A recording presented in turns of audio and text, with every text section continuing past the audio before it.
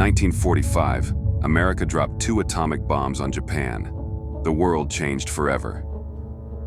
But here's what most people don't know. Those 2 bombs didn't just appear out of nowhere.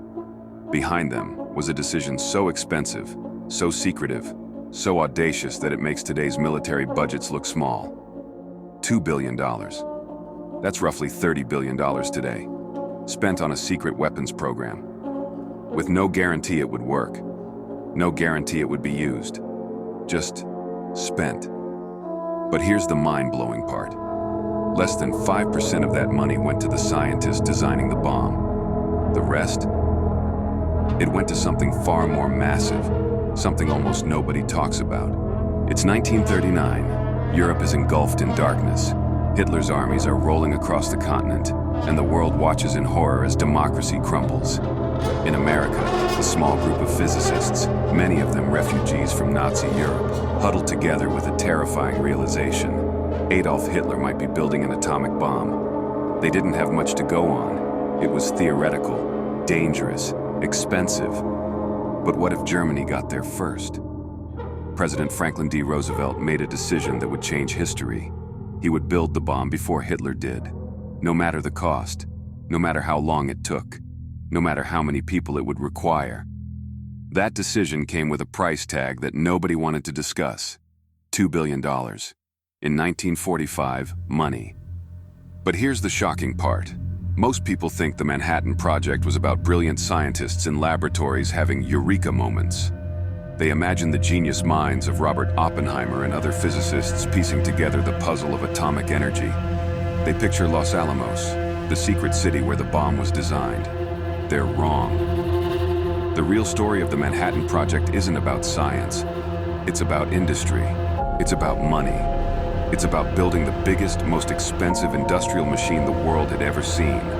All in secret, all during wartime, with no guarantee it would work. To understand where the money went, you need to understand what the Manhattan Project actually was. It wasn't a laboratory. It was a country-sized factory. The total budget, $2 billion. That's roughly $30 billion in today's money. But the stunning truth is hidden in the breakdown. Where did this money actually go? Oak Ridge, Tennessee, $1.19 billion, 63% of the total budget. Imagine a secret city in rural Tennessee, hidden from the world, where the government is building 3 massive plants to do something nobody had ever done before at industrial scale. Enrich uranium. Not a little uranium. Industrial quantities of uranium-235, the isotope needed to create a nuclear reaction. To get uranium-235, they tried 3 different methods. The first, K-25, a gaseous diffusion plant that cost $512 million alone. That single facility consumed more electricity than some entire cities. Workers didn't know what they were making. Scientists didn't know how to do it. But the government threw money at the problem until it worked. The second, Y-12, an electromagnetic separation plant that cost $477 million. Imagine ripping out the copper from American churches, melting it down, and turning it into massive magnets. Imagine workers operating equipment they didn't understand, in a factory they'd never seen before, doing work that was classified so secret they'd be arrested if they talked about it. The third, S-50, a thermal diffusion plant that cost $15 million. A backup plan. Just in case, Oak Ridge became a city, not a military base. A city. 75,000 people lived there, families, children, all of them sworn to secrecy. The workers knew they were building something important for the war effort, but almost none of them knew they were enriching uranium for an atomic bomb. They just showed up to work, did their jobs, and went home. The facilities at Oak Ridge weren't just expensive because of the equipment. They were expensive because they had to be built from scratch using technology that didn't exist yet. The government was essentially inventing industrial processes in real time, at enormous cost, under constant time pressure. Hanford Engineer Works, Washington, $390 million, 21% of the total budget. While Oak Ridge focused on uranium, Hanford had a different mission: produce plutonium. Plutonium is an artificial element. It doesn't exist in nature. To create it, you need nuclear reactors, massive experimental reactors that had never been built before. Hanford became another secret city. 50,000 workers, hidden on the banks of the Columbia River in the middle of the Washington desert.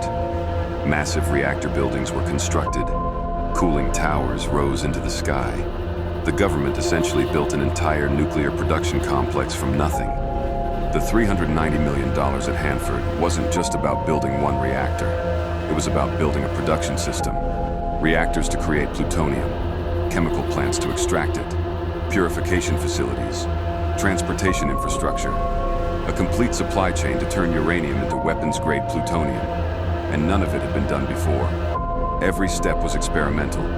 Every process was being invented as they went along. That kind of innovation costs money, a lot of it. Los Alamos, New Mexico, $74 million, 4% of the total budget. Here's where the story gets interesting. Los Alamos is famous. It's the place everyone knows about. J. Robert Oppenheimer, Richard Feynman, the brilliant scientists gathering on a mesa in the New Mexico desert to design the bomb itself. It's the romantic part of the story, the part that gets turned into movies. But Los Alamos only got $74 million, 4%. That's it. Compare that to Oak Ridge's $1.19 billion, Hanford's $390 million. The scientists, the geniuses, the people we remember, got roughly 1/16 of what was spent on the uranium enrichment plants alone. Why? Because as brilliant as the scientists were, you can't build an atomic bomb without weapons-grade fissile material. And getting that material requires industrial muscle, not just intellectual prowess. You need factories, you need construction, you need electricity, you need resources on a scale that dwarfs any laboratory operation. Oppenheimer himself understood this. After the war, he testified before Congress. I think it is important to emphasize the role of industry in the Manhattan Project because I deplore the tendency of myself and my colleagues to pretend that with our own hands we actually did this job. We had something to do with it. If it had not been for scientists, there would have been no atomic bomb. But if there had been only scientists, there also would be no atomic bomb. He was right. The Manhattan Project wasn't won by genius. It was won by money, industry, and the relentless determination to build something that had never been built before. Now, here's something that shocks most people. Not all of that $2 billion went to equipment or facilities. A lot of it went to something much more mundane, paying for it all. When you break down the $2 billion, about 73% went to construction and capital costs, building the plants, installing equipment, making one-time purchases. That's $1.38 billion in bricks and mortar and machinery. The other 27%, $507 million, went to day-to-day operations. That means worker salaries, electricity bills, raw materials purchases, and all the endless small costs that add up when you're running an industrial complex. Think about that. Just keeping Oak Ridge, Hanford, Los Alamos, and dozens of other facilities running cost $507 million. In 1945, money. But there's more. The government didn't just build these facilities. They had to buy raw materials. Uranium, graphite, fluorine, heavy water as a backup moderator. The special operating materials line item alone cost $103 million. These weren't cheap commodities. Getting them in the quantities needed, processing them to the purity required, that added up fast. There was also research and development, $69 million, and government overhead, $37 million. By the time you add it all up, you realize that building the atomic bomb wasn't just about having smart people in laboratories.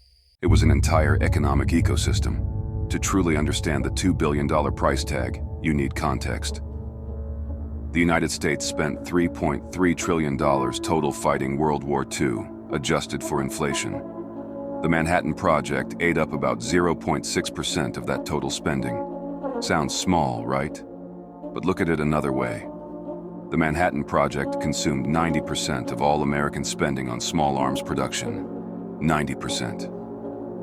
The nation's entire rifle and ammunition production was worth less than the bomb project.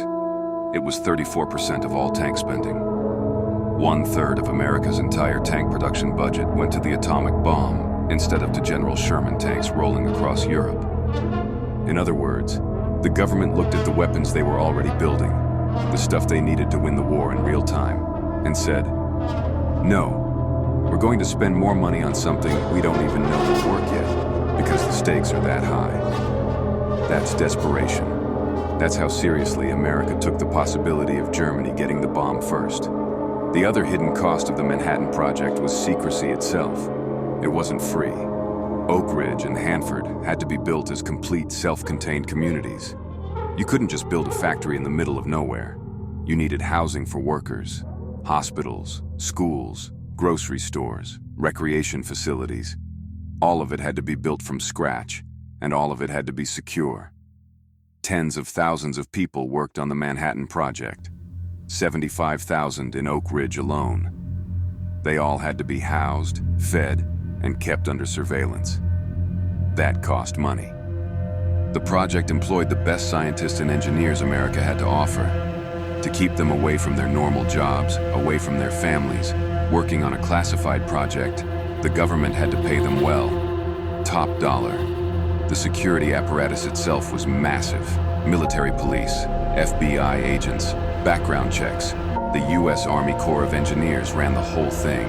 There were layers and layers of bureaucracy, all designed to prevent the Soviets, who were supposedly our allies, and the Germans and the Japanese from finding out what was happening in Tennessee, Washington, and New Mexico. All of that was baked into the $2 billion price tag. By 1945, the Manhattan Project had cost $2 billion. 2 factories in Oak Ridge, 1 massive complex in Hanford, a research facility in Los Alamos, dozens of supporting sites across the country. The project produced enough enriched uranium for 1 bomb. 1. The Hiroshima bomb. Hanford produced enough plutonium for 1 bomb. The Nagasaki bomb. So you could say the United States spent $1 billion to build each bomb, or $2 billion total to build 2 weapons that would end the war and introduce the world to the atomic age. But that's not quite right either, because the Manhattan Project didn't just build 2 bombs. It built an industrial system. It created infrastructure that would be used for decades. It developed technologies and processes that became the foundation of nuclear power, nuclear medicine, and nuclear weapons development for generations to come. In that sense, the $2 billion wasn't just the cost of 2 weapons. It was the cost of entering the nuclear age itself. It was the price of progress, or the price of power, depending on how you look at it. After the war ended, people were shocked, not just by the bombs themselves, but by the cost.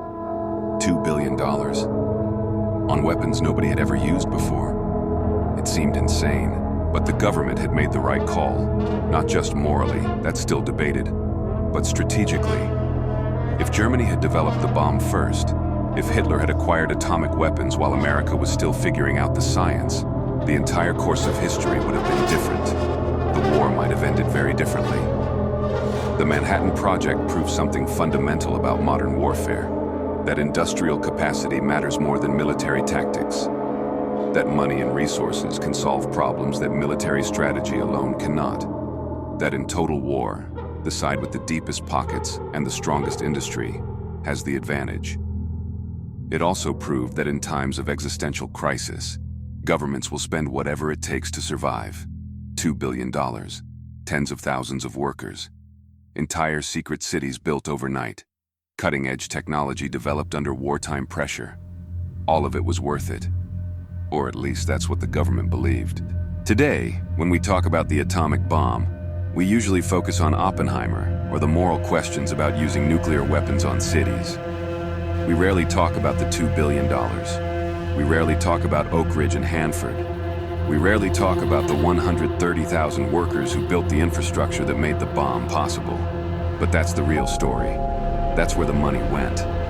That's how the atomic age was built. Not through genius alone, but through industrial might. Through spending. Through determination. Through the willingness to invest in an uncertain future because the alternative was too terrible to consider. The Manhattan Project cost $2 billion in 1945 dollars. It cost roughly $30 billion in today's money. It cost the lives of workers exposed to radiation. It cost the secrecy and sacrifice of tens of thousands of people who could never talk about what they did. But it also changed the world.